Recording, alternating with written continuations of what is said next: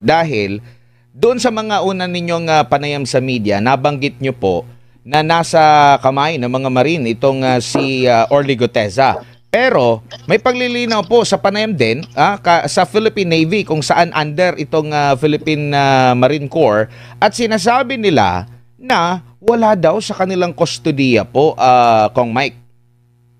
Well, actually, Admar, sa unat sa lahat, ako'y siyempre respeto natin kung ano man yung mga binanggit ng ating Philippine Navy at kung meron mang nanggaling napahayag mula sa Philippine Marines. Kasi siyempre, alam mo, medyo siguro, no? Hindi rin naman maganda dahil medyo mapolitika tong usapin na to.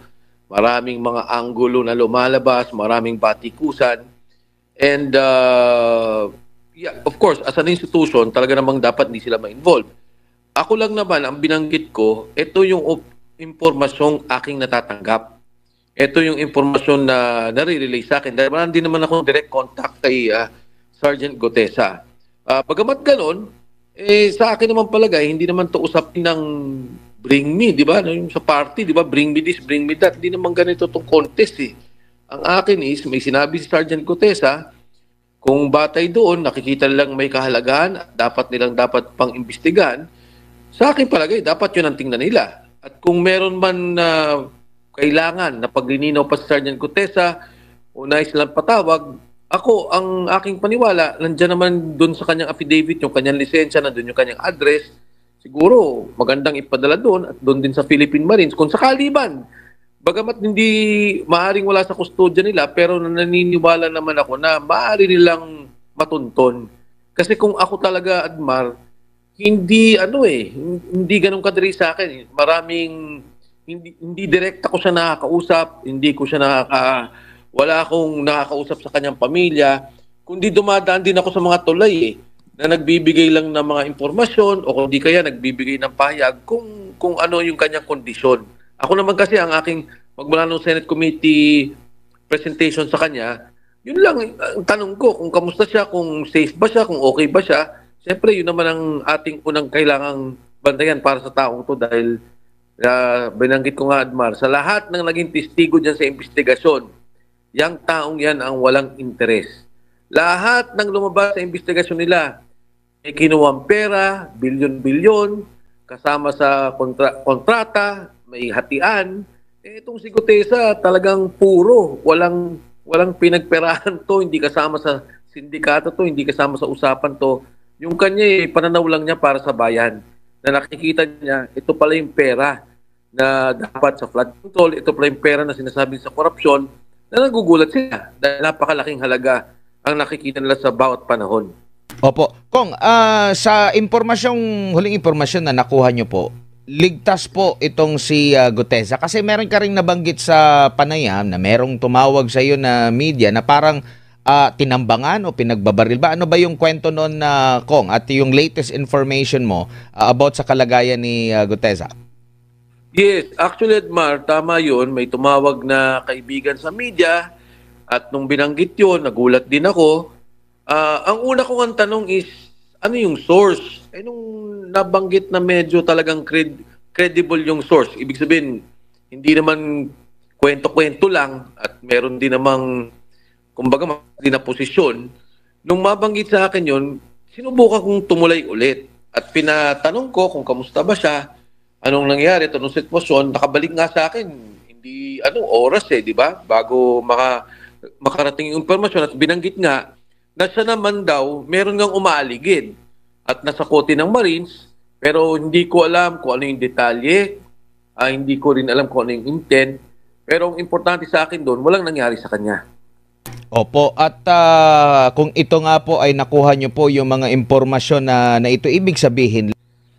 Maaaring ganun, Admar, kasi nga kung ano man yung intention, kung meron kumbaga kung sinistake out siya, tinitingnan kung nasan siya, kung ano bang ginagawa niya, kahit na kung hindi nila pinapahalagan yung sinasabi nito, o sa tingin nila walang kwenta yung sinasabi nito, o sa tingin nila kasinungalingan ang sinasabi ni Sergeant Orly Guteza, hindi sila aabot sa ganung mga hakbangin. Kaya tama yung binanggit mo, Admar, na medyo talaga namang maraming nabahala doon sa mga binangga. kung paano nila inaayos yung bilyong-bilyong pera, hindi lang taang milyon, nilalagay sa maleta, dinideliver kay Saldico doon sa, una, no, doon sa bahay niya talaga sa Valle Verde. Pagkatapos, i-deliver doon sa bahay niya sa Shangri-La, sa Horizon, sa BGC. At matapos noon, i-deliver daw kay Speaker Martin Romualdez. So, kay Sergeant Orly Gutesa lang ang nanggaling ang ganitong informasyon. Opo, balikan ko po yung issue po doon sa notaryo. Kung meron po ba kayong nakikita na parang hinahype, na para bang dinudungisan yung kanyang kredibilidad, at mabigat ba tong issue ng notaryo doon sa bigat ng kanyang testimonya na talagang pinanumpaan, pinagtatanong siya doon sa Senado at nagawa naman niyang depensahan ang kanyang pinanumpaang salaysay, Kong? Kung nakita mo naman, Admar kung di ba kumbaga sa tao, walang ano to, walang dalawang yung nauutal o makikita mong direkta yung kanyang mga sagot kung ano yung nangyayari. Maraming kwento pa nga si Sergeant Gutesa na wala na dun sa sulaysay niya dahil hindi na naman kailangan na sigurong kasama. May mga sinasabi pa siyang operasyon sa media. Nasabi ko, Sarge, wag na sigurong kasama yan kasi hindi na naman yan kailangan dyan sa issue. Mga operasyon na ginagawa. May mga nabanggit pa nga doon sa ibang ahensya ng gobyerno, hindi lang sa DPWH.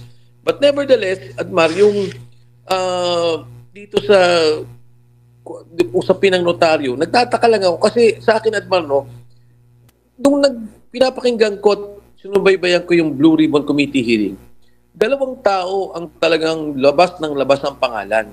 Si Mark Teksay at si Paul Estrada. Sila yung nagsasabi, at sinabi din to ni Sergeant Gutesa, sinabi din to ni Yusek Alcantara, hindi ko lang ma-recall kung nabanggit ni Yusek Bernardo, pero nare-recall ko, sinasabi lang, ang tumatanggap ng pera ay si Mark Teksay at si Paul Estrada, dinideliver nila. So, ibig sabihin, maraming alam tong mga taong to kung sino ang nagdi-deliver ng pera. Kasi nang tanongin ko Sergeant Gutesa, sabi niya, ang dami siya dumadating na pera, pero hindi ko naman alam kung kanino galing. Ang nabanggit nga lang niya na medyo, nasabi niya, no, na aktual, ay si Congressman Eric Yap.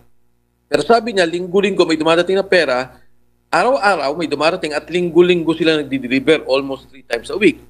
So, kung titingnan mo, ito yung dalawang taong kumakamada sa buong operasyon ni Congressman Saldico na nung panahon na yun ay chairman ng Committee on Appropriations. Sila yung nagpopondo sa lahat ng proyekto ng gobyerno.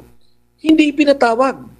Walang ginawa. Tapos binanggit din ni Sergeant Gutesa, may 90 na personnel si Congressman Saldico na naka-assign. Marami doon ay ex-Marines, meron doon mga active na mga police, meron doon mga active na Air Force, or at least active mga aktibong sundalo under the Armed Forces of the Philippines. Wala din pinatawag. So nagtataka ako, bakit napupunta kay Gutesa na malito, yung notaryo, yung ganito? Di ba dapat kung nais talaga nating resolve itong problema at makita talaga natin kung anong punot dulo ng lahat, sundan natin yung sinasabi ni Sergeant Gutesa. Ngayon, kung sasabihin ng mga kasama niya, hindi totoo yan, o walang sinabi na sinungaling ang sinasabi ni Sergeant Gutesa, di doon tayo magdebate. Pero ang importante, dito yung sinasabing daan kung ano nangyari. Para bang, kumbaga, Admar, no, sinabi ng tao, dito ho yung magnanakaw umakyat sa bakod na to, 3 po sila. Ang nakita ko ho, itong taong to. Tapos ang tinatanong, paano kayo umakyat ng pader? Hindi naman kayo makakit. Para bang nalihis doon sa issue ng ang nangyayari, nagpunta sa detalye na wala namang connections, walang ibig sabihin sa buong kaso ng corruption at flood control projects. Masyado bang nakikita mo ba masyadong makapangyarihan yung impluwensya na umabot sa punto na nalilihis itong issue na ito? May nakikita bang ganyan na naka-impluwensya dito at parang nakatutok at actually technical lang siya doon, tapos parang ipinagmuka na dahil mali o peke yung perma, automatic lahat ng kanya mga sinasabi ay peke? Ako, hindi ko lang nakikita, Admar. Sigurado ako. Sigurado ako. Kasi yung tao, nagpunta ng notaryo. Tayo, Admar, pagka nagpunta tayo ng notaryo, nagbenta tayong lupa, nagbenta tayong kotse, hindi naman natin alam, di ba, papanotaryo natin. isipin mo, nagpunta siya ng notaryo, mag-isa siya. Hindi namin siya sinamahan, walang sumama sa kanya, wala siyang kasamang abogado. Yung kanyang salaysay, pinanotaryo niya. Ang mabigat doon sa notaryong to, hindi lang naman ngayon to. Dahil marami ding kung naalala mo, Marcy, Attorney Romy Macalintal lumabas. Sabi niya, sandali lang. Yan din yung notaryo na ginamit ko sa pag-file ko doon sa BSKE petition namin sa Supreme Court. At ito rin, ang notaryo, mismong pirma na nandun sa Department of Tourism sa TIESA. Na nakapirma pa nga dyan ay si Administrator Mark Lapid. So, ang punto ko dito, bakit biglang dinidinay ng notaryo? Pipikiin ba ni Gutesa yung seal?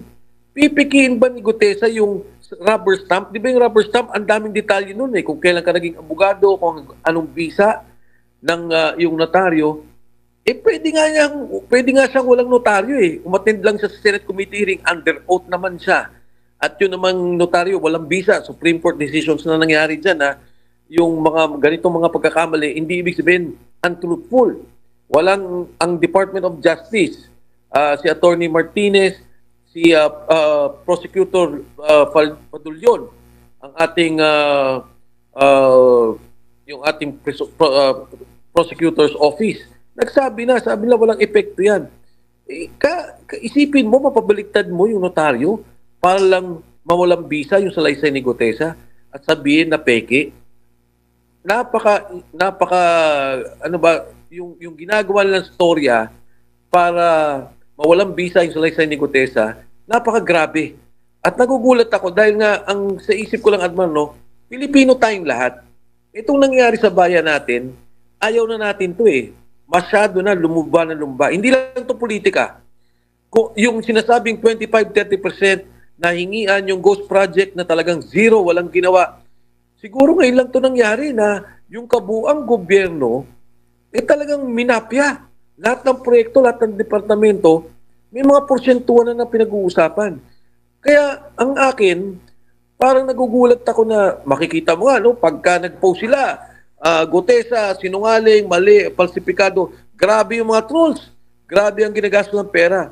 So sigurado ko, hindi ko lang nakikita, sigurado ko, Admar, dahil kung ikaw Pilipino, kahit anong kulay mo, pink ka man, makapink ka, DDS ka, pulahan ka, siguro naman dapat ang paniwala nating lahat, itong problema ng korupsyon na nangyari at nakikita natin, dapat ihinto at dapat may maparusahan. Opo.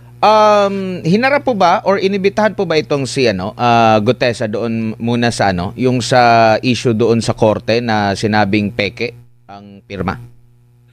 Ang sinabi ng korte, ngayon ko lang naman nabasa, sinabi daw nila inibitahan. Hindi ko alam eksakto kung saang address binigay, kung na-receive ba ni Sergeant Gutesa, dahil ang impormasyon ko hanggang sa ngayon, kung siya naman ay bibigyan ng summons at kung siya naman ay imbitahan ng Blue Ribbon Committee o ng independent commission, yung investigation nila na ginagawa sa ICI, i-attend naman tong taong to. At wala naman siyang dapat itago.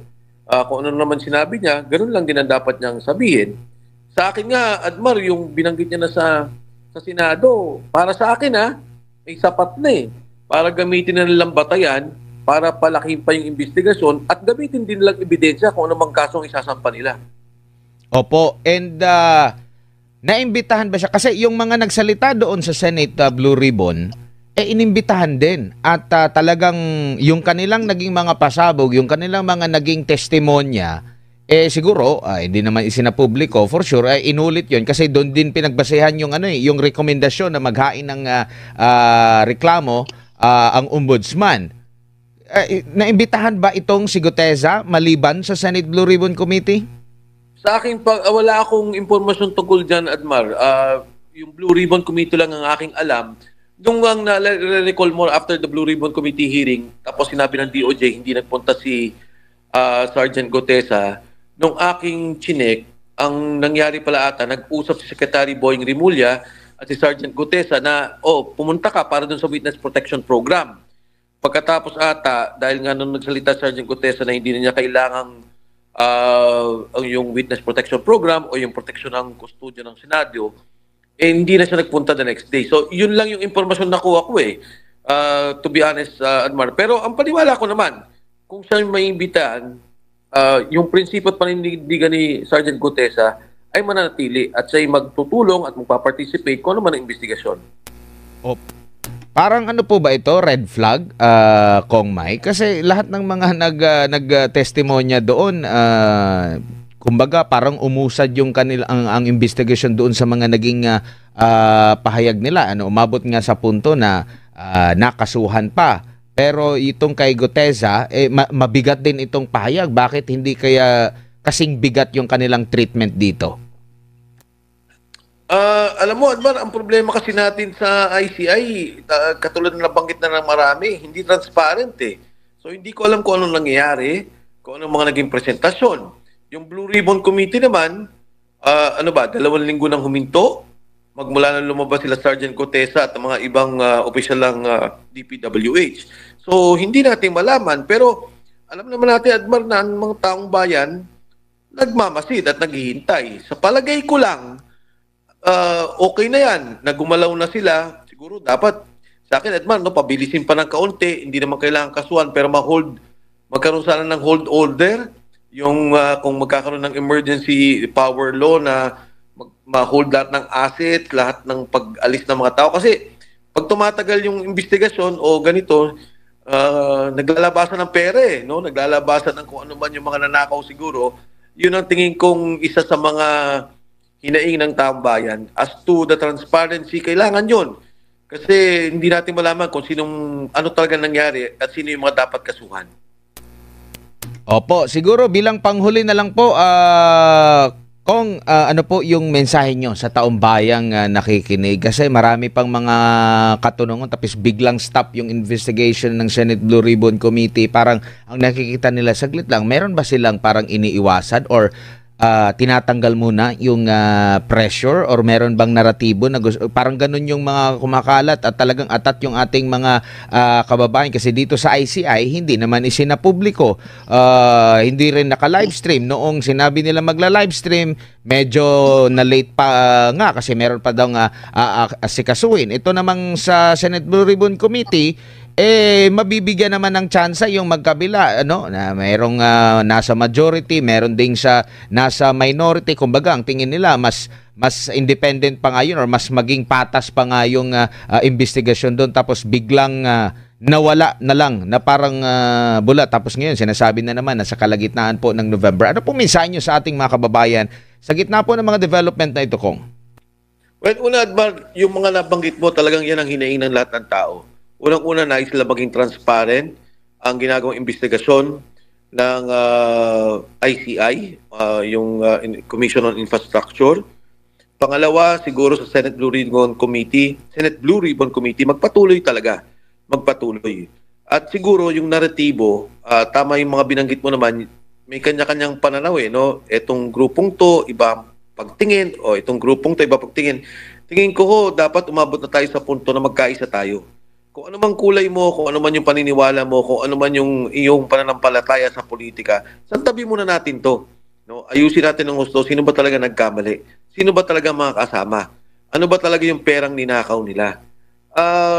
Siguro, Admar, hindi maiwasan ng konti yung politika dahil di ba merong sinasabi, pagka na umabot sa ganito, mananalo si ganito, pagka na umabot sa ganyan, dapat hanggang dito lang. Tingin ko, Admar, baka dapat isang tabi na natin yan Ayusin na talaga natin to dahil masyadong lumala talaga ang sitwasyon ng ating bansa. Yung pagtaas ng peso, nakikita natin, palala ng palala. Ang mga negosyante talagang nagsasalita na bigat na bigat sa mga nangyayari. So ito yung panahon na talagang dapat magkaisa ang bawat Pilipino. Pati sa rally, Admar, may pinapanawagan naman ng rally, iba-ibang grupo na naman. Sabi ko, dapat siguro isang grupo na lang. Diba? Isang tabi natin yung kanino tayo kakampi. Ang kakampi natin ngayon, ang bayan. Ang kakampi natin ngayon, yung kinabukasan ng ating mga anak. Ang kakampi natin ngayon, ay wag nang maulit to. Dahil pagka ito naulit pa, o patuloy na mangyayari sa ating bansa, na parang nagpikit mata lang tayo at pinabayaan natin, ang kawawa naman yung mga anak natin Ang kawawa naman yung mga henerasyon na darating sa darating na panahon. 30 taon na siguro, Kadmar, more or less, sa politika, 30 taon na ako nandyan. ang nangyari sa ating bansa palala ng palala. And siguro ito yung panahon na talagang grabe ang nakita kong pagkalala ng pagkasindikato. Dati may sindikatong isa, dalawa, maliit na grupo dito. Ngayon yung gobyerno na talaga, yung nangyayaring pagpunduhan sa lahat ng proyekto, sila na talaga yung naging sindikato. Sino ang contractor dito? Sino ang contractor doon? Kaninong pondo papasok? Saan pupunta? Magkano hatian? Ito yung bagay na dapat nating hintuin. Ito yung bagay na dapat nating resolbahin para na lang, wag na ho sa atin, wag na sa politika natin. Pero sa kinabukasan ng ating bansa at ng ating mga